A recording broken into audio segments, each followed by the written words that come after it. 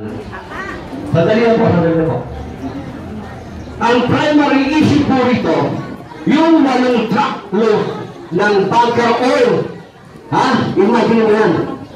Kung kano ang volume ng bunker oil, ang gagamitin, pagkilo ng bakal, loon, nandun mo tayo sa industrial, pero nagkalo. Sa ibang bansa po, talagang nangyayari ito. Kuryente ang ginagamit ng pagkilo ng bakal. Bakit kayo? Bunker oil ang gagamitin nyo para makatipid. Okay? Eh, paano naman ang mga naninirahan dito sa tayo na bunker? Ha? Carbon emission. Kada bukas po natin ang TV, wala po tayong nakikita. Kundi, climate change. Ha? Yung global warming. Ang carbon emission. Ang siyang unang dahilan ng climate change. Ano po ang sistema ito? Walang drop ng bunker oil araw-araw. Ito po ang primary issue dito. Yung po ang microspike na kasama ng lalo sa airway po yan. Nalalabas ng mga apo ko, ng mga anak ko.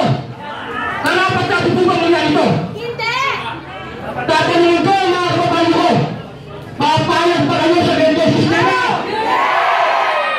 Ito po ang primary issue na gusto namin masagutin nyo.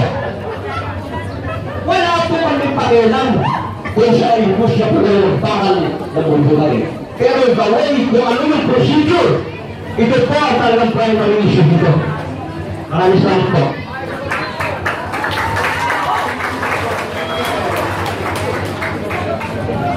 Magandang umaga po sa inyo lahat, mga kababayan ko. Ako pa isang simpleng marumen lamang na nakatira dito. Pero may kaunting kaunawaan sa isang produksyon. Kayo po, bilang matatalino kayo at napakalilino ng inyong mga mata. Kapapanood nyo lamang po na kanilang pinakita. Marami pa ba kayong magbilang? Base nyo sa mga pinagkakalan nilang 3,000 trabaho. Nakita nyo kung ilan nyo nanoon. Nagtatrabaho. Magpakatalino kayo. Mga kababayan. Tingnan natin ito. Kumahaba oras. Kaya po tayo naman dito. Tinawag ang public hearing na to.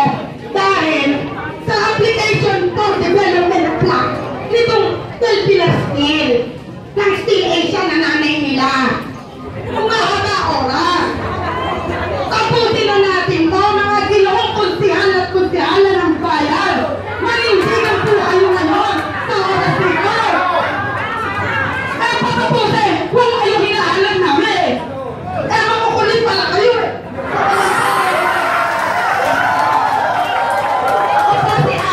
Sa akong guro, gusto ko lang pong paalala sa aking mga konsehan na ang kanilang opisina sa munisipyo ng Clarinet ay opisina ng taong bayan.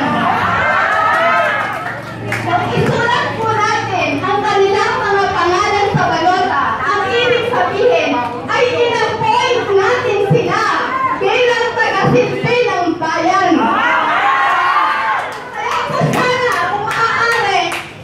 Nung kayo nangangampanya para kayo mga makamong tupa, para kayo naman, kayo para makamong tupa rin na nakikiusap sa inyo.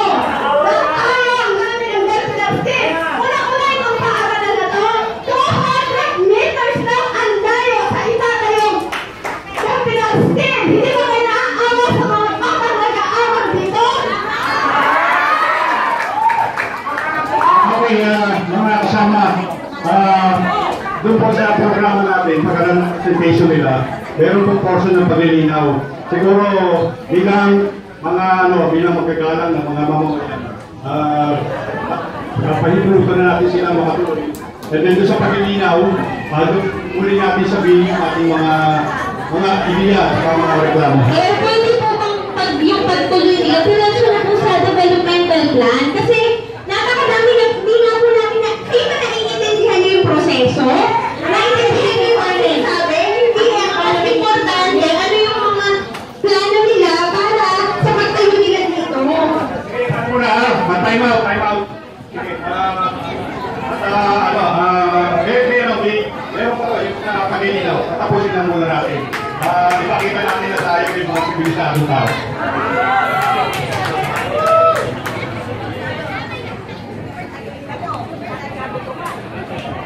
Kailangan mo ba?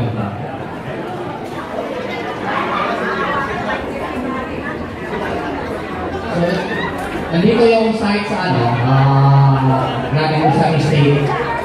And then ito yung robotics, action plan, figuring, factory. And then gagamitin na technology nito sa Daniel, okay kami. Then yung engineering ng Austin, China. Ito yung design concept ng planta, cultivation. And then, ito yung proposed site development and landscape plan. Tingnan nyo, nasa loob ng industrial park ito. So ito yung base na pinabasihan ko sa pag-aaral ng everyday, base daw sa mga emissions sa tinatawag mo, emissions sa water, din yung noise. So bali ito yung, may detalye dito, pero hindi lang makita nito. Pero nakikita po yun kasi yung importante. Ito po natin yung dalayan. Ito po natin. So, yun ang proposed development lang. Hindi lang ma-enlarge ito yung plant, yung video, para makita yung general location ng planta. Kung saan siya nakalagay ngayon, proposal. So, may rolling bin area, may mga water treatment plant, saka water reservoir. At pinakamalaki niyan, warehousing. Sa tanong lang po, pagkatuloy lang po natin pagbigyan ng patuloy ng paliwanag dito. Ito lang po. Pinagbigyan po namin kayo, nakinig kayo, pinibigyan namin kayo. Ito samantala, tuloy mo namin. Ito yung mga equipo na tayo, may waiting furnace, may oil drain landing area. Yun yung ancillary equipment, water treatment plant, rainwater collection reservoir, power substation, laboratory, machine shop. So, target completion ng ako is Q4 2017, located doon sa 16 hectares na area inside the industrial estate. Manpower will be approximately 300 direct employees and then external around 2,400 based on multiplier factor of 8. The project cost is around 7.2 billion pesos. So, ang project na ito ay susupport sa infrastructure sa Luzon, housing construction sa region, BPO offices and tourism projects na require ng mga background kailangan pamilya. Ang problema mo ay shortage sa bakal, maraming mga papasok na substansya na maaaring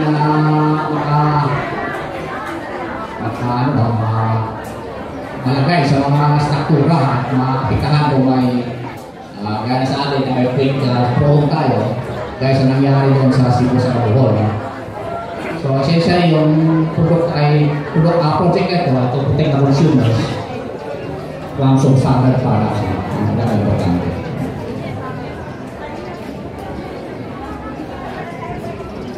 Nabanggit ko na itong employment opportunities kanina. Pag-duty construction, it will require around 1,000 personnel. And then 80% ito will be vocational level and ito. So we'll also upgrade the skills ng mga empleyado through training, which we are doing now. And then yung training na ito, in fact, tuloy-tuloy ko sa mga plata namin.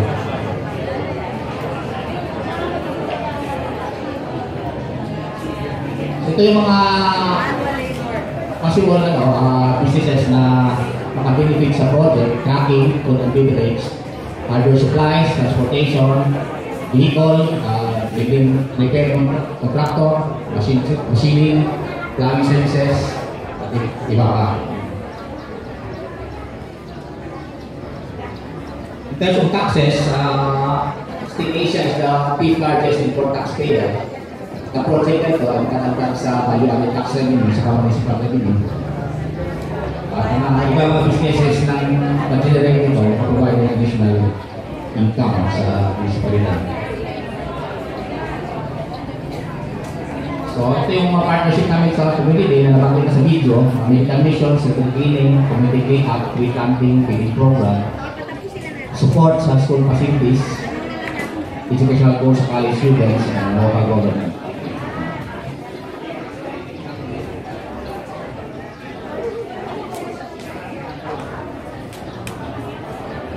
So in summary, ito yung mangyayari sa project nito, social considerations. Ang project nito ay magsuporta sa construction ng growth sa area ng Luzon, to provide safe products for the consumers, to generate employment sa around 300 direct employees and around 2,000 more indirect, and provide additional revenues to the government. So yun ang nakakuha ng project. 300 sa kanila, So yung layout na yan, napakita na sa video, yun ang end ng presentation. Ang karamihan nga dito, na-discuss na sa previous hearing, na-inulit na naman ngayon. So, discuss na dito sa review committee. Nabanggit nyo na, 2 taon na itong binubuno. Meron ka mga additional reviewers. Ngayon, inulit na naman dito. So, ulit-ulit na lang tayo.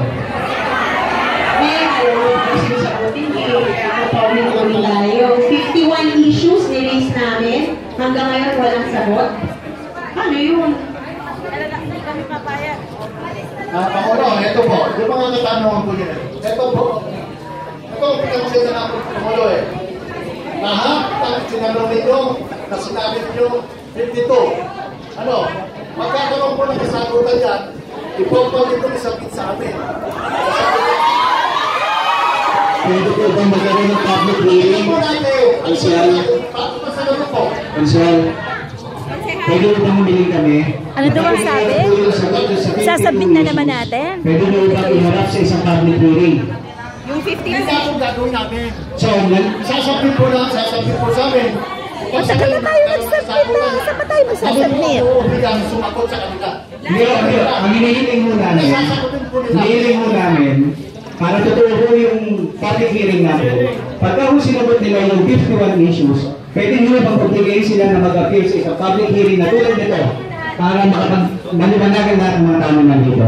Tingin ko, obligasyon mo din yun bilang namumuno sa bayan ng Plaridel para ipaalam lahat ng yun na tinugunan ninyo yung mga issue na direct ng mga tao. Siya, i-vlog natin kung lobby mo natin ito. Pwede mo bang mamingin na commitment kayo na magkakaroon ng public hearing para sagutin yung 52 issues? Nag-usapan lang namin yung panahon. Iyak na ho ba na magkakaroon? Pwede mo bang tiyakin natin na magkakaroon ako ng public hearing? Mahirap. Hindi po, basta yan po yung nakatala ngayon na yan ay kasama ang saan niyo po yun. Konsehal, ito po yung mga taong ibutante ho ninyo. Ang hinihiling lang ho natin ay malinaw na iharap sa mga tao ang kasagutan doon sa 51 issues. Alam naman ho ninyo na matagal na ho nandyan yan. Alam naman ho ninyo yan mga konsehal. Ang hinihiling lang ho ng mga tao dito, sagutin ho yun. Kasi pwede ho yung maka-apekto sa buhay nila lahat ng issues na yun. At sana ho, kayuan din ninyo yung issues na yun na iniharap ng mga tao ng dito. Taong bayan, taong barangay. Ang nangyari po kasi, ito ay public hearing para sa project development plan. Wala pong naipresenta. So, kung kaya humingi po ang mga mamamayan ng isa pang pagkakataon pag na-submit na yung project development plan. Bigyan lang po kami ng sapat na oras at upang makapagsigawa tayo ng another public hearing specifically para sa project development plan.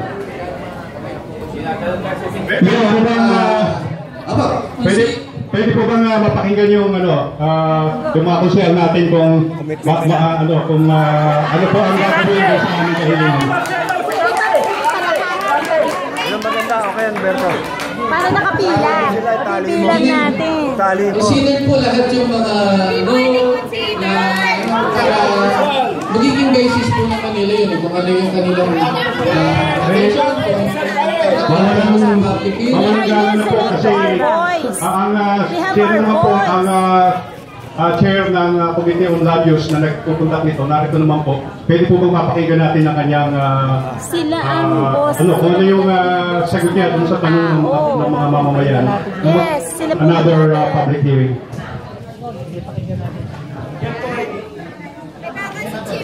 Lahat po nung sinabi nyo, mapasok po ulit namin sa hearing pag-aaralan po namin. Hindi po ang sagot sa inyo.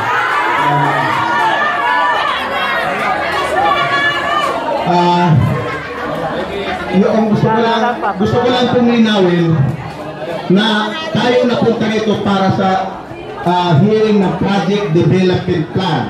Ako po ay civil engineer with almost 40 years na experience. Wala po ako makita Project Development Plan na na-discuss. Kaya ang nangyari, wala pong nangyari talagang yung pakay na mag-discuss tayo ng Project Development Plan. Ang lahat ng pinagkikita nila, propaganda po, mga proseso.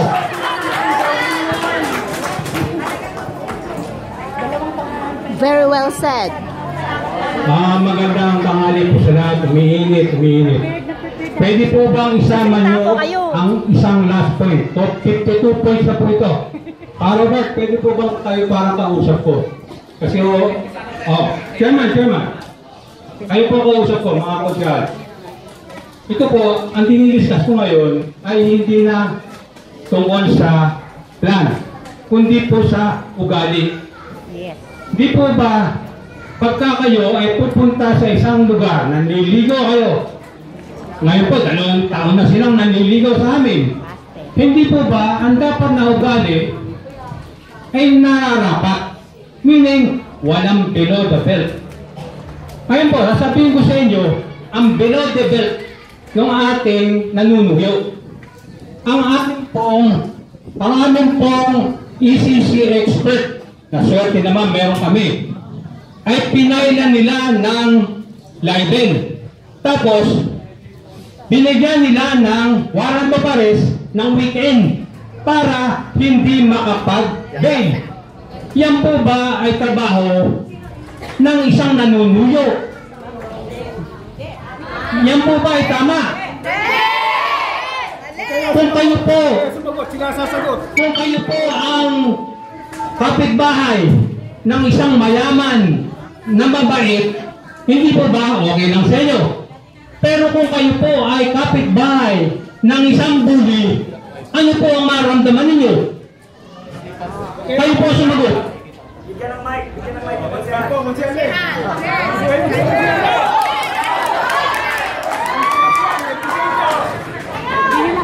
Mangyari ganito po yan. Pwede lang po sa ito.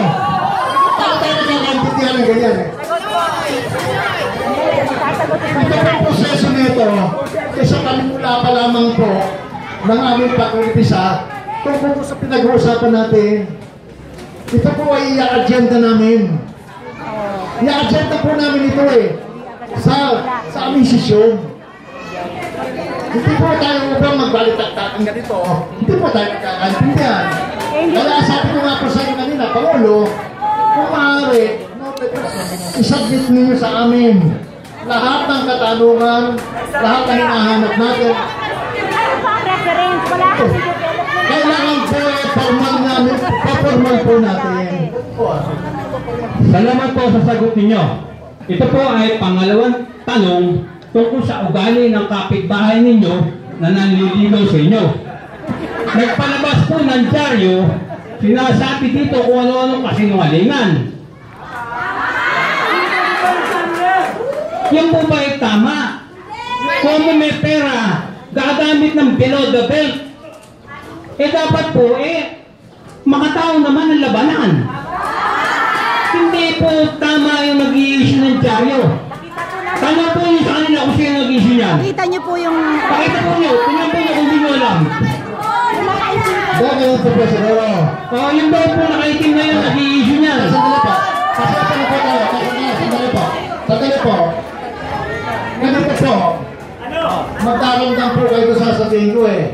Hindi po nakatapik po itong issue nito eh. Napasensya po kayo. Kaya kung maaari po Pangulo, huwag ka mamasamain, masamantala, isang tabi po naman natin ito. Hindi pa tayo hindi ng Pangulo.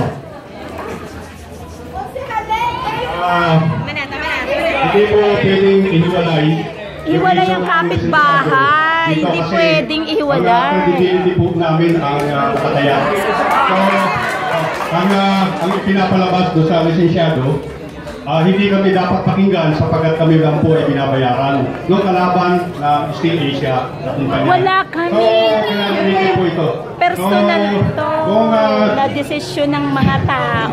Nagkinanan po kami ng sagot.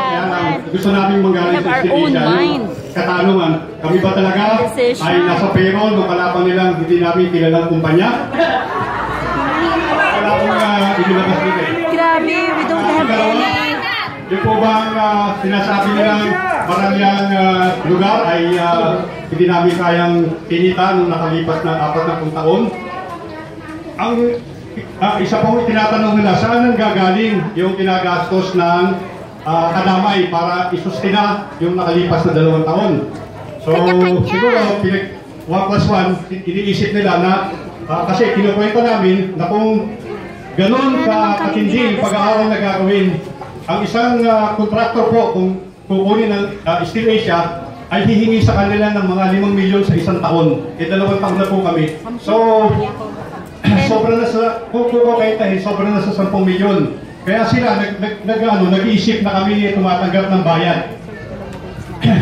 Totoo po yun, na napakalaki na naman ang gagastusin kung kasing maayos nung ating pagtutol. Pero ang lahat po ng ginawa namin ay in-house.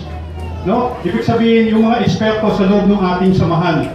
Ang aking pong misis, siya po ang sumulat ng procedural manual na ginagamit ngayon ng DENR para sa pagpaproseso ng EIS. So alam niya yung mali at tama doon sa mga nilagay. Mabuhay ang Tagayupi! Kaya lang nagkataon po pare-pareho kami Tagayupi dito sa Magkabila. So, di lahat ng Tagayupi may mga Tagayupi na aka. Sige.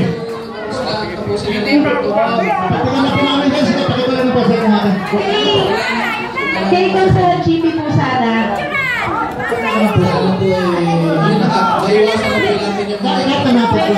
Meron ako kami sasabihin sana kay Consul GP, please.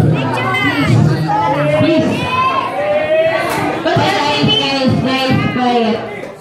Consul GP, yung binigay niyo sa kanilang sulat, you said you will base your decision and a part of your considerations will be social acceptability. Does this seem like the society is accepting the project? Tinatanggap niyo ba? No! Consul GP, ayan, yung pinakita niyo kanina, I personally witnessed ang nagpakamigay nun, Mr. Boy Dulce. Nung nakaraang public hearing, siya din yung nag-akusa sa amin na mga bayaran kami. Kasi yun ang ginagawa nila doon sa mga taong binalamat nila. Supporters! Dahil wala silang makulang legitimong supporter dito. So, ganyan pa yung mga tao na, pagkagalaan nyo pa kaming insultuhin na lang ng ganyan. Na kami yung mga mamayan, tapos kami yung ginagawa nila, dinadaplag nila sa amin. Kasi sila yung nakakaisip ng gano'n. And you can ask these people kung magkano ang attendance today. Yung mga hindi nakared. Sundan ko lamang. Hindi ako makasama mo. Una, ako kami nasalita, pero nagpapakilala sa iba. Magpapakilala ako sa inyo. Ako si Lisa Mendoza Sakdalan. Taal na taga rito, 50 anyos. Ang aking ninuno, ang lolo ko na si Agustin Sakdalan, ay isa sa kasama sa gumawa ng ating Angat River Irrigation System na ginawa noong 1917, formally open noong 1925. Ang engineer na gumawa ay si Engineer Aaron Kliatsko from Russia na nauwi dito sa Parulan at dito nakapangasawa. Kasama ang lolo ko dyan kung bakit masakit sa dibdib ko. Ako bilang Pangulo Irrigators Association, Pangulo ng Central Luzon Organic Rice Producers. Nagsasalita ako para sa mga kasama ko.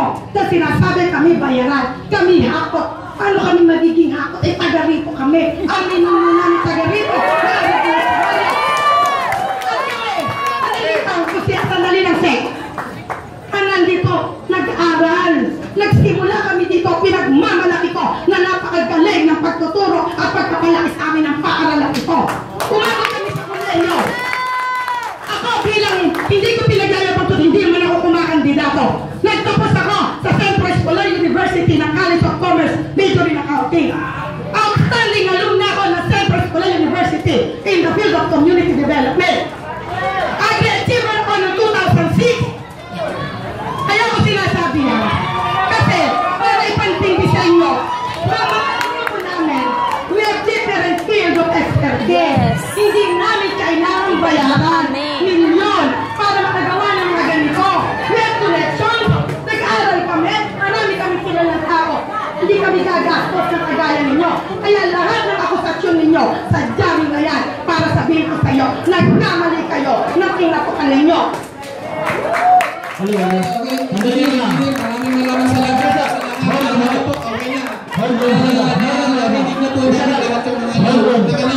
salamat. Mga kasama, marami tayong tanong. Pero Maraming salamat. maraming salamat tayo sa pagdalo ninyo.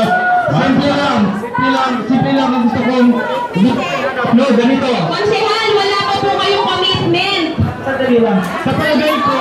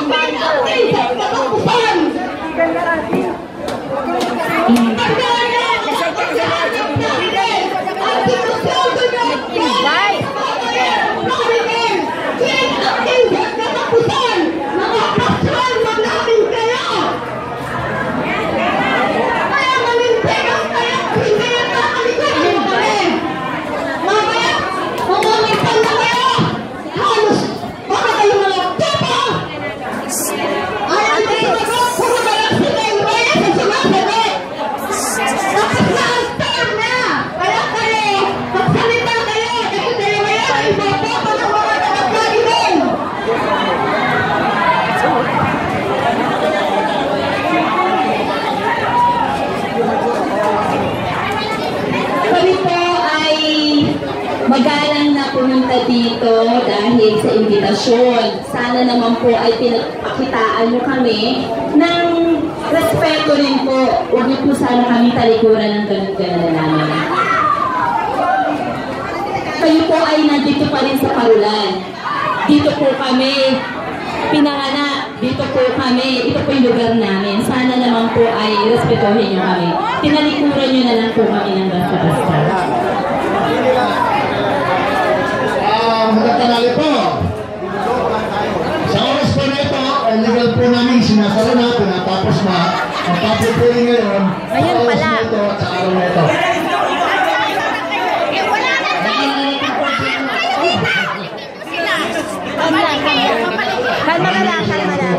Kalma lang.